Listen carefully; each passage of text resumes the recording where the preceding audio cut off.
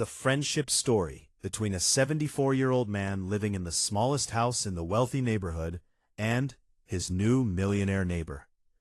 Franklin Heights was one of Manhattan's most prestigious neighborhoods. Massive mansions, perfect gardens, and streets filled with Mercedes. In this perfect world, only one house was out of place. The small wooden house from the 1960s at the end of the street. Theodore "Teddy" Williams, 74 years old, had lived in this house for 45 years.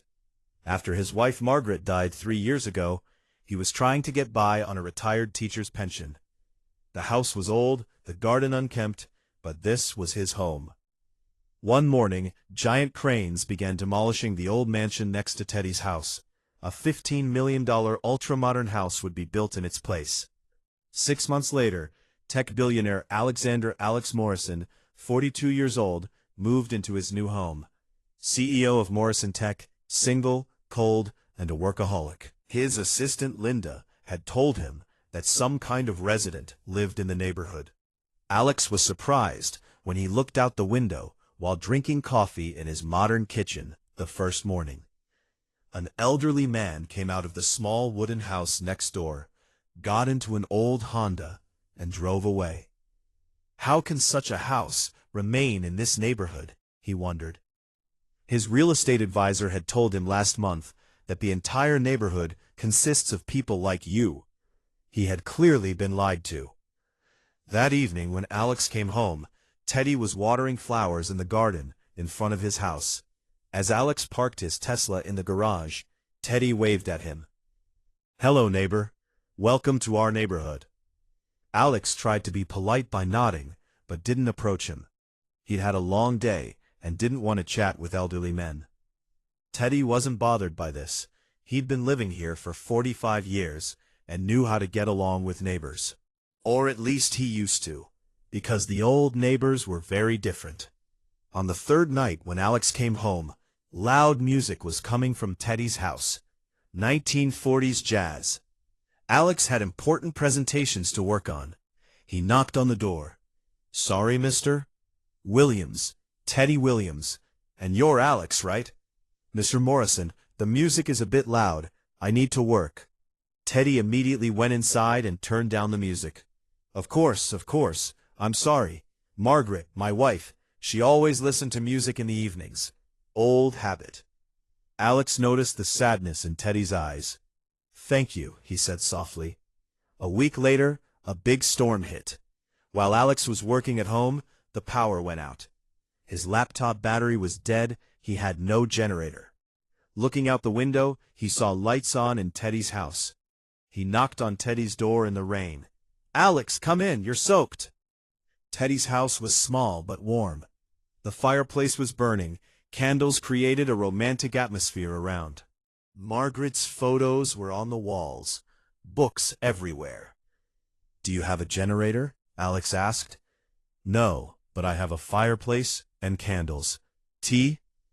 That night, Alex stayed at Teddy's house until the storm ended. For the first time, they really talked. Teddy had taught mathematics for 35 years. Margaret was a nurse. They never had children, but had thousands of students. "How did you come to this neighborhood?" Alex asked. 1979. Margaret and I bought this house with a marriage loan. Back then, normal people could also live here. Alex talked about his own loneliness, 15-hour workdays. "Are you happy?" Teddy asked. No one had ever asked Alex this. The next day, Alex saw Teddy struggling in the garden. He was trying to lift heavy flower pots. "Can I help?" Teddy was surprised. "Of course, but you don't have to get your hands dirty." "It's no problem." Alex touched soil for the first time in his life. Strangely, it was relaxing. "Margaret loved these flowers," Teddy said. "We planted them together every spring. Now, alone." Alex heard the fragility in Teddy's voice. That evening, Teddy invited Alex to dinner. Simple but delicious home cooking. "Would you tell me about Margaret?" Alex asked. Teddy's face lit up. He told about how beautiful, intelligent, and compassionate Margaret was. They had been married for 48 years, always loved each other. Did you ever regret not being able to have children? No, we loved each other, loved our students. Love multiplies, doesn't diminish. Alex had never seen such pure love. Over the weekend, Alex told Teddy his own story, how he came from a poor family, worked hard, and as he made money, his connection with people broke. Have you ever been married? Teddy asked. I was engaged once, Sarah, but I couldn't give her more time than making money. She left. Did you love her? I thought I did, but maybe I didn't know what it meant. Teddy showed him Margaret's photo, what real love looked like. Alex and Teddy's friendship began to attract attention in the neighborhood. Other neighbors were uncomfortable. Mrs. Henderson came to Alex. Mr. Morrison, spending so much time with that old man, is it appropriate for the neighborhood standards? Alex got angry. Mr. Williams is the most valuable person in this neighborhood. But his house is unkempt, his car is old, and his heart is worth gold. Alex decided to paint Teddy's house that day. Alex spent the weekend repairing Teddy's house. They painted, organized his garden, fixed the roof leak. Alex, you don't have to do these things. I want to. It makes me feel good. For the first time, Alex was creating something with his hands, not his money. Neighbors watched from their windows, unable to understand the billionaire painting the old man's house. 2 months later, Teddy had a heart attack. Alex took him to the hospital and never left his side. The doctor spoke privately to Alex. Does Mr. Morrison have a heart attack? Teddy have family. I'm here, Alex said. His heart is weak. He needs to be very careful. Alex stayed with Teddy that night. This old man had become family to him. After Teddy got out of the hospital, Alex began taking care of him. He checked on him every morning, reminded him about his medication, brought food. I'm becoming a burden to you, Teddy said. You're my best friend, Alex said. Your family. For the first time in his life, Alex was thinking about someone more than himself. He shortened company meetings, didn't go on long trips. He wanted to be near Teddy. Alex's attitude affected the other wealthy neighbors in the neighborhood. Mr. Carter volunteered for street cleaning. Mrs. Johnson began shopping for elderly people. Alex, you changed us, said Mrs. Henderson. You taught me to value people like Teddy. Small but meaningful changes were happening in the neighborhood. One evening, Teddy told Alex something important. Alex, I'm not actually poor. Alex was surprised. Margaret's father was a wealthy doctor. He left us an inheritance. But we chose to live simply. We gave the money to charities. Why didn't you tell me? Because you approached me not because I was rich, but because I was human. That's very rare. This confession made Alex think. Even though Teddy was rich, he had chosen to live simply. Alex, despite his wealth, was unhappy. Teddy, will you teach me how to be happy? Alex, you've already learned. Spending time with me, painting the house, gardening, these things make you happy.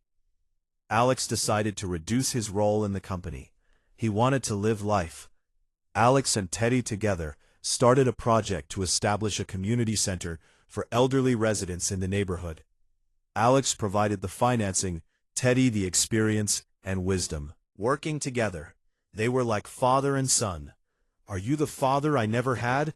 Alex asked one day. Are you the son I never had? Teddy said. A year later, Alex's former fiancée Sarah returned to the city. She found Alex changed. You're different, Sarah said. More human.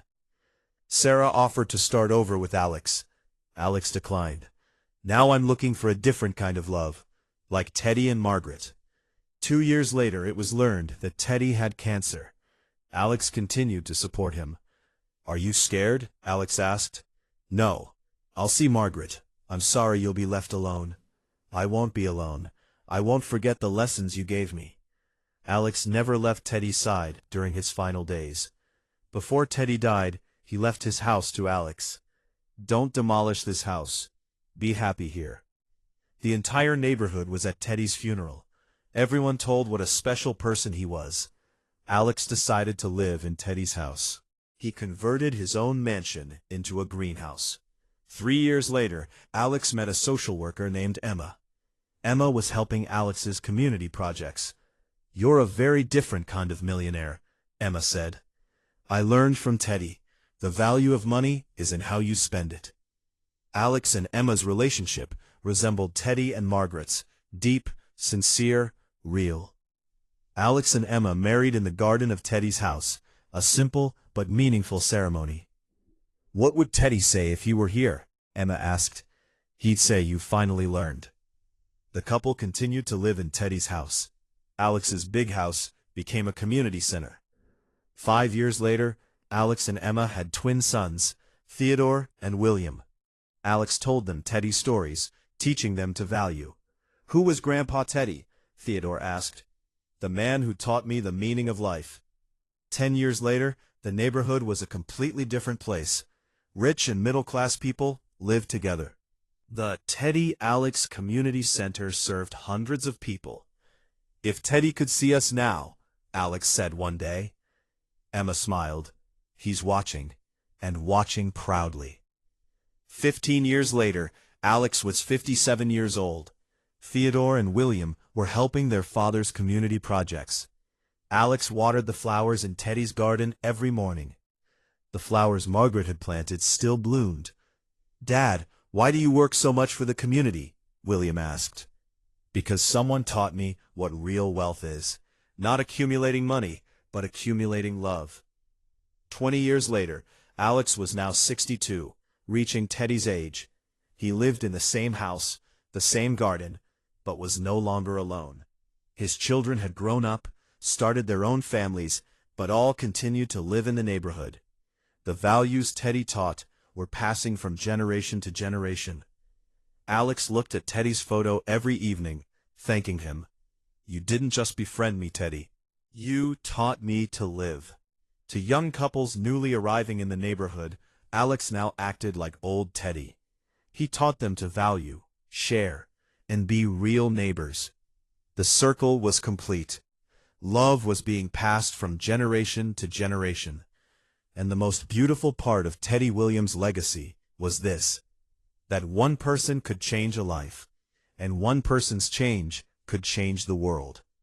Alex Morrison had stopped being a billionaire businessman and become a real human being, and this change had transformed everyone around him.